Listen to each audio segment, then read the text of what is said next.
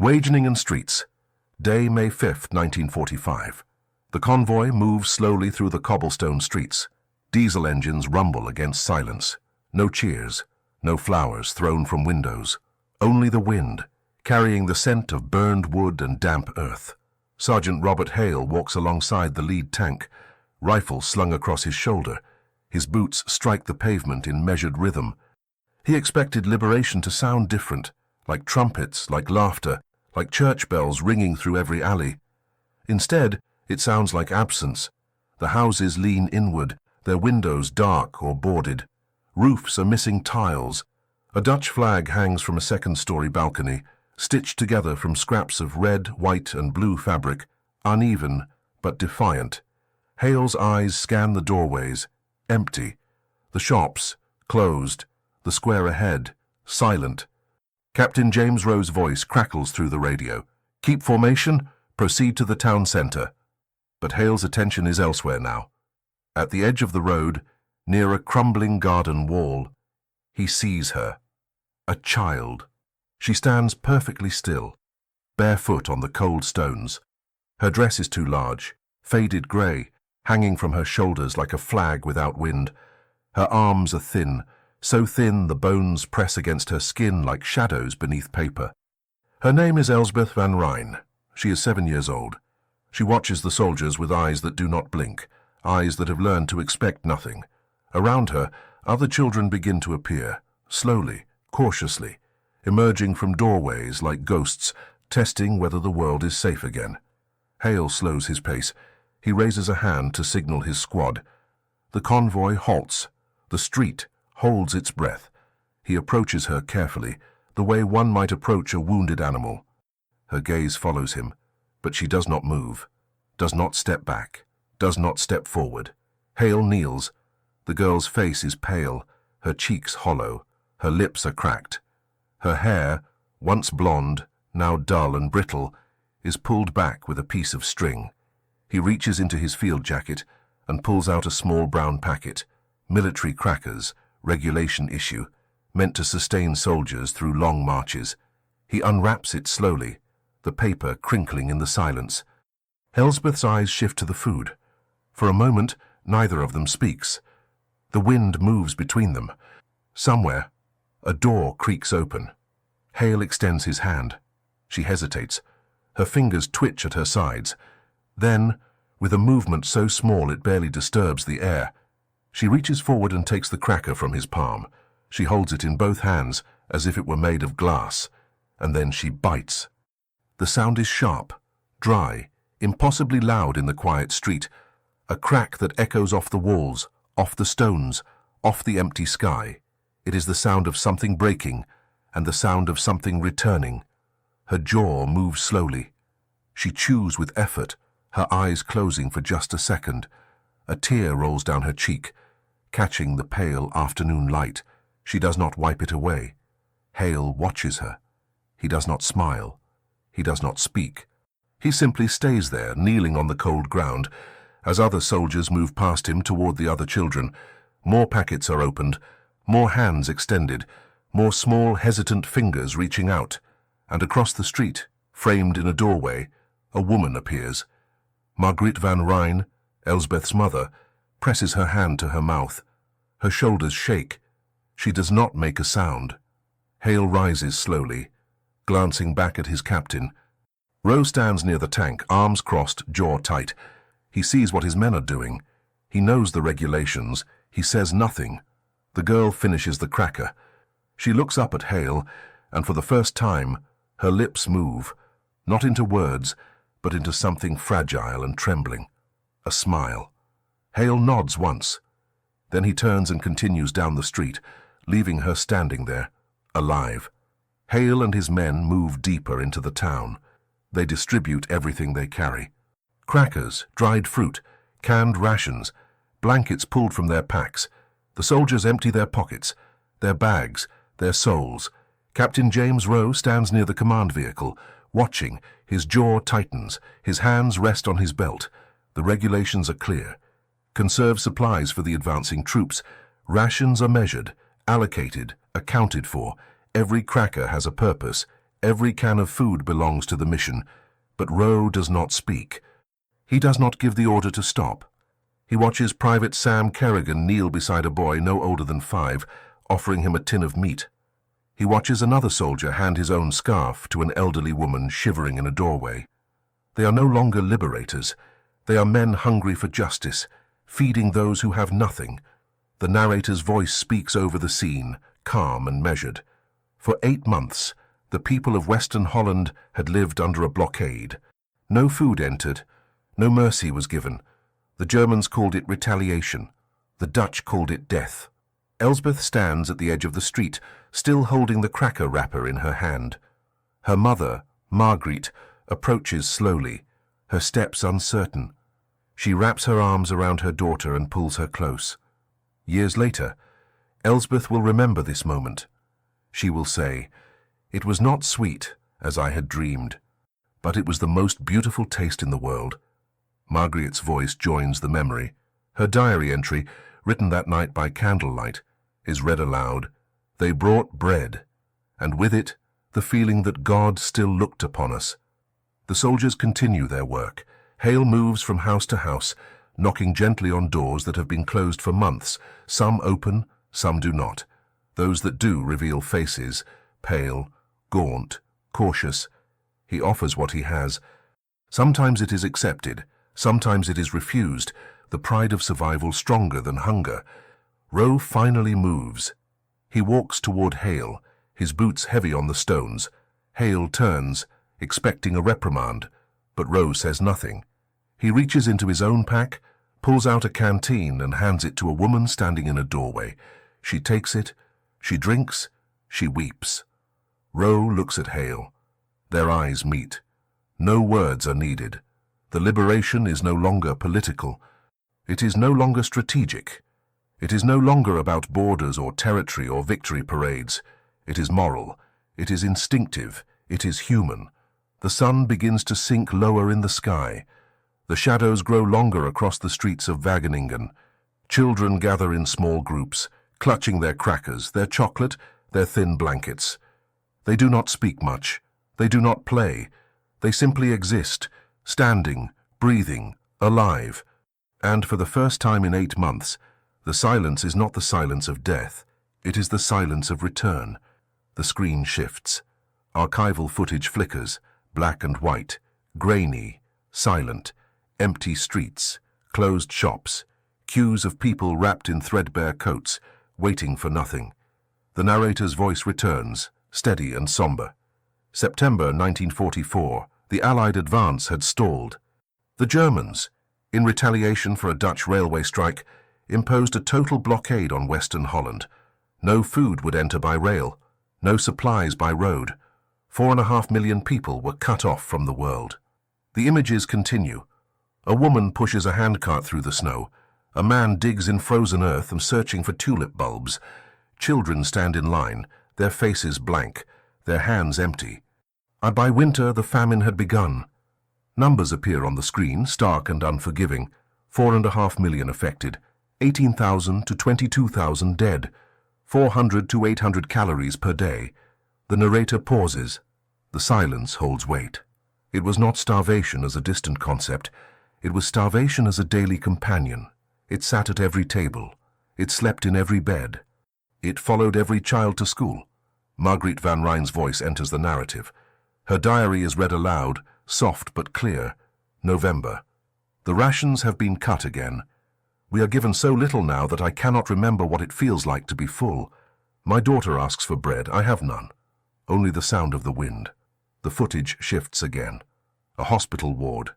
Nurses move between beds where children lie motionless, their eyes open but unfocused. A doctor examines a child's arm, bone visible beneath translucent skin. January. The tulips are gone. We boil the bulbs until they soften. They taste like dirt and desperation. Elsbeth no longer asks for food. She has learned not to hope. Dr. Peter Groenveld's voice joins the chorus. His testimony, recorded years later, carries the weight of witness. I was a pediatrician in Rotterdam. I watched children waste away before my eyes. 10-year-old boys with the weight of infants. Girls whose bones broke from simple falls. The body, when starved, consumes itself. Muscle, tissue, memory. The famine was not merely the absence of food, it was the presence of death, slow and deliberate. The images grow darker. Families huddle around empty fireplaces. A mother holds a child who does not move. A father stares at the camera, his face hollow, his expression beyond grief. February. The snow will not stop. We burn furniture to stay warm. The cold is everywhere now, in our bones, in our breath, in our thoughts. Elsbeth sleeps most of the day. I do not know if this is mercy or warning. The narrator continues. Schools closed. Hospitals overflowed. Morgues ran out of space. The churches held services for the dead, but fewer and fewer came to mourn. The living were too weak to bury the dead. Dr. Groenveld speaks again. We documented everything. Height, weight, symptoms. We knew this data would matter someday, if anyone survived to read it.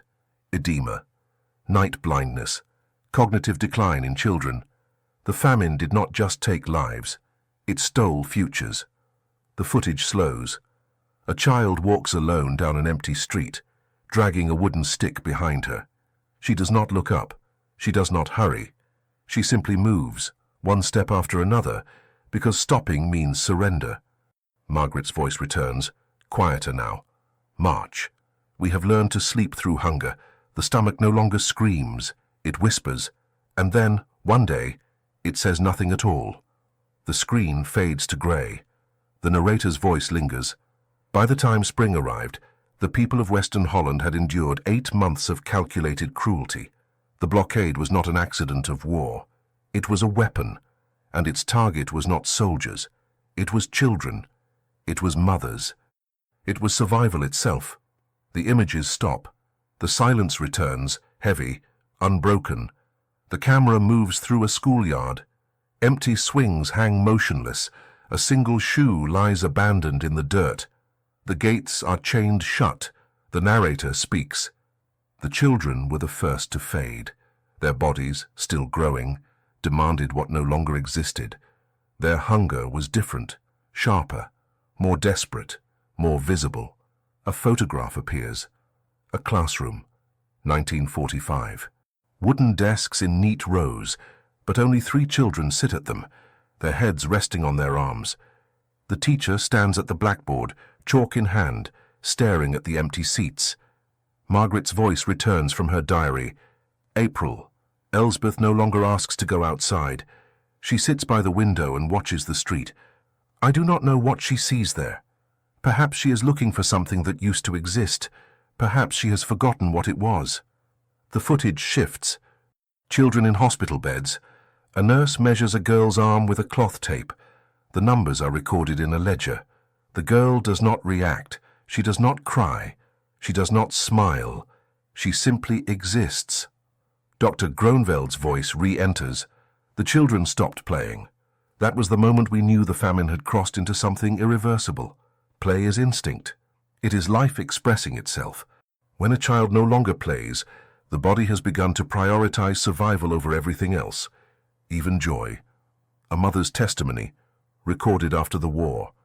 My son was 6 years old. He used to run everywhere, through the house, through the garden, always moving. By February, as he could barely stand. By March, he stopped trying. He would sit in the corner and stare at his hands. I asked him what he was thinking. He said, I am trying to remember what food tastes like. The image is slow.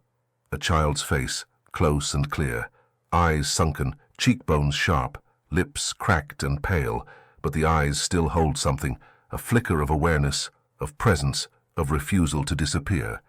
Margaret writes again, We have learned to sleep with our stomachs singing. That is what Elsbeth calls it now. Not growling, not aching, singing. She says it is the sound of her body asking for something it knows will not come. I do not correct her. Let her have her poetry. Let her have something. Dr. Groenveld continues, Malnutrition does not kill quickly. It is methodical. First, the fat reserves are consumed, then the muscle, then the organs begin to fail. The heart weakens, the kidneys struggle. The brain, starved of glucose, begins to shut down non-essential functions. Memory, emotion, hope. Another photograph. A group of children standing in line outside a clinic. Their clothes hang loose. Their legs are thin as branches, but they stand, they wait, they endure. The narrator speaks. By the final months of the blockade, childhood itself had become a luxury. There were no games, no laughter, no dreams of the future. There was only today, and today was about surviving until tonight. A flashback. Elizabeth, thinner now than in Chapter 1, sits on the floor of her house. She holds a small piece of wood in her hands, carved roughly into the shape of a doll. She does not play with it, she simply holds it, turning it over slowly, as if trying to remember what playing used to feel like. Marguerite watches from the doorway. She does not enter. She does not speak. She simply watches her daughter exist. The narrator's voice lowers. The children of the hunger winter learned lessons no child should know. They learned that hunger is not dramatic. It is quiet. It is slow. It is the absence of everything familiar. They learned that survival is not heroic. It is simply the act of not dying today. Dr. Groenveld's final words in this chapter: I have spent my life trying to forget the faces of those children, but I cannot, because they were not victims of war. They were casualties of cruelty, and the difference matters. The screen holds on Elspeth's face. She blinks once, twice. Her lips do not move, but her eyes remain open, still here, still breathing, still alive. The war room. Maps spread across tables. Pins mark positions. Radiostatic hums in the background. Officers lean over documents, calculating distances, supply lines, casualties. Captain James Rowe's voice enters, recorded years later in an interview. We knew they were starving. Intelligence reports came in weekly, then daily. The Dutch resistance sent messages. The Red Cross pleaded, but the orders were clear. Push east. Take Berlin. End the war. Everything else was secondary. The narrator speaks. By early 1945, the Allied command faced an impossible choice: divert resources to feed the Dutch or maintain momentum toward Germany. Military logic demanded the latter. Humanity demanded the former. Footage of Allied headquarters. Generals in discussion. Cigarette smoke fills the room. A young officer points to a map of Holland. Another shakes his head. Rowe continues. We were soldiers. We followed orders. But every night, we heard the same thing over the radio. People are dying. Not from bullets, from hunger, and we had food, warehouses full of it. But it was designated for the troops, not for civilians. The decision comes slowly, reluctantly. Operation Manna, Operation Chowhound. The narrator explains. In late April 1945, a temporary truce was negotiated. British and American aircraft would fly low over occupied Dutch territory and drop food supplies. No bombs, no weapons, just food. The footage shifts. Bombers in formation, but their bellies do not carry explosives. They carry sacks of flour, crates of canned goods, boxes of bread. Private Sam Kerrigan's voice, from a letter to his mother. May 1st, 1945. Dear Ma, today I did something I never thought I'd do in this war. I threw food out of an airplane. We flew so low I could see their faces. People ran into the fields, waving, crying. We dropped everything we had. Flour fell like snow. I watched a woman catch a bag and fall to her knees. I never thought feeding someone could feel more dangerous than bombing them. The camera shows it. The bombers descending. The bay doors opening, the packages tumbling out, suspended for a moment in the air before falling to earth. On the ground, people emerge from their homes, cautiously at first, then running. Children sprint across open fields. Mothers hold out their aprons. Men push carts toward the drop zones. Kerrigan writes again, they call it bread. I call it a miracle. But the airdrops are not enough. The need is too great. The hunger too deep. Rowe's voice returns. We knew the drops were temporary. A gesture, the real solution was on the ground. But that meant waiting. Waiting for the Germans to surrender. Waiting for the roads to open. Waiting while people died. The narrator continues. The dilemma was not just strategic, it was moral. How many lives is victory worth? How much suffering is acceptable in pursuit of the greater good? The generals debated, the politicians argued, and in the streets of Holland the children continued to fade. Rowe speaks one final time. When we finally entered Wageningen on May 5th, the war in Europe was almost over. Germany would surrender 3 days later. We were victorious. But standing in those streets, looking at those faces, I did not feel like a conqueror. I felt like someone who had arrived too late. The screen holds on an image, a single sack of flour lying in an empty field, ripped open, its contents spilled across the grass. Untouched, unclaimed, too late for someone. The gates open. The convoys roll forward. Trucks loaded with supplies stretch back for miles. American flags flutter in the spring wind. The 101st Airborne Division enters the cities of Western Holland not as conquerors, but as carriers of life. Hale stands in the lead truck, watching the landscape change. The roads are lined with people now, more than he saw in Wageningen. They do not cheer, they do not wave. They simply stand, watching, waiting, as if afraid to believe. The narrator speaks. May 5th, 1945. The occupation ends. The blockade lifts. And for the first time in 8 months, food returns to Western Holland. The trucks stop in the town square. Soldiers jump down, their boots hitting the cobblestones in unison. Captain Rowe directs the unloading. Crates are stacked. Sacks are opened. Tables are set up in minutes. The people approach slowly. An old man, a young mother, a boy with a bandage around his head. They move as if walking through a dream they do not trust. Hale stands at the distribution point. He hands out bread, canned meat, powdered milk. His hands move mechanically, but his eyes never stop searching the crowd. And then he sees her, Elsbeth. She walks beside her mother, Margaret, holding her hand tightly. She is thinner than before, if that is possible. Her dress hangs even looser. But she is walking. She is here. Hale steps away from the table. He moves toward them. Margaret sees him first. She stops. Her hand goes to her chest. She recognizes him, the soldier who knelt in the street, who gave her daughter the first cracker. Hale kneels again, eye level with Elsbeth. She looks at him. Her face is tired, but her eyes hold recognition. He reaches into his pack and pulls out another packet of crackers. He offers it to her. She takes it, but this time she does not eat it immediately. She holds it in both hands, looking down at it. Then, slowly, carefully, she breaks it in half. She extends one piece toward him. Hale stares at the small hand, the broken cracker, the gesture. He takes it. Around them, the distribution continues. Soldiers and civilians work side by side. Dr. Peter Groenveld arrives with a medical team. They set up triage stations in the square. Children are examined. The weakest are carried to makeshift clinics. Private Sam Kerrigan writes in his journal that night, "Today, a girl gave me half of what I had given her.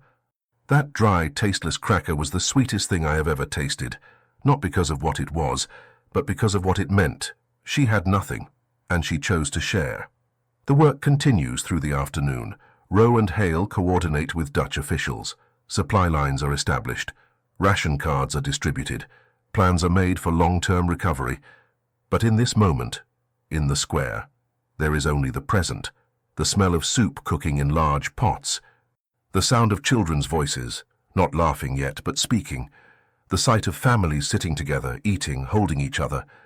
Margaret approaches Hale as the sun begins to set. She does not speak English well, but she tries. "Thank you. You bring life." Hale does not know what to say. He nods. She takes his hand and presses something into it. A small piece of paper. He unfolds it later, alone. It is a page from her diary, dated May 5th, 1945. Today the Americans came. They brought bread. But more than that, they brought the feeling that the world had not forgotten us, that we were still human, still worth saving. My daughter smiled today. I had forgotten what that looked like. As night falls, fires are lit in the square. Not for warmth, but for light, for hope. The smell of wood smoke mingles with the scent of cooking food. Children sit close to their parents. Soldiers sit among the civilians, sharing stories in broken language and universal gestures. Hale finds Elsbeth again. She sits beside her mother, wrapped in a blanket. She holds the half-cracker in her hand still, uneaten. She looks up at him and smiles, not the trembling, uncertain smile from before, but something stronger, something that says, "I am still here." The city begins to breathe again, decades later. The sun rises over a memorial garden in Wageningen. Stone markers stand in rows, engraved with names. Flowers rest at their bases, tulips, grown from bulbs that once fed the starving. An elderly woman walks slowly along the path. Her hair is white. Her steps are careful, but her eyes are clear. Elsbeth van Rijn, 70 years old now. She stops before a particular stone. The name reads, Sergeant Robert Hale, 101st Airborne Division, 1922-1998. She reaches into her coat pocket and pulls out a small tin box, rusted at the edges, worn smooth by time. She opens it carefully. Inside, wrapped in cloth, is a single military cracker, preserved, unbroken. She kneels slowly, her knees protesting, and places it gently on the stone, her voice soft but steady. "You brought bread, and with it, you brought the world back." An archival recording plays. Hale's voice, from an interview recorded in 1985. "People ask me about the war, about the battles I fought, the missions I completed. But what I remember most is kneeling in a street in Holland and giving a cracker to a little girl. That moment taught me something. Sometimes winning is just about sharing what you have. The rest is just history." The narrator speaks one final time. Victory can be measured in territories conquered, in enemies defeated, in treaties signed. But the truest victory is measured in lives that continued, in children who grew old, in memories that refused to fade. Elsbeth stands. She touches the stone once more. "We do not forget," she whispers. She turns and walks back down the path. The morning light follows her. Behind her, the cracker rests on the memorial. A small, simple thing that once meant everything. The screen holds on the image, the garden, the stone, the offering, and then, slowly, the light fades to soft grey. The story ends where it began, with bread, with compassion, with the quiet victory of humanity over hunger.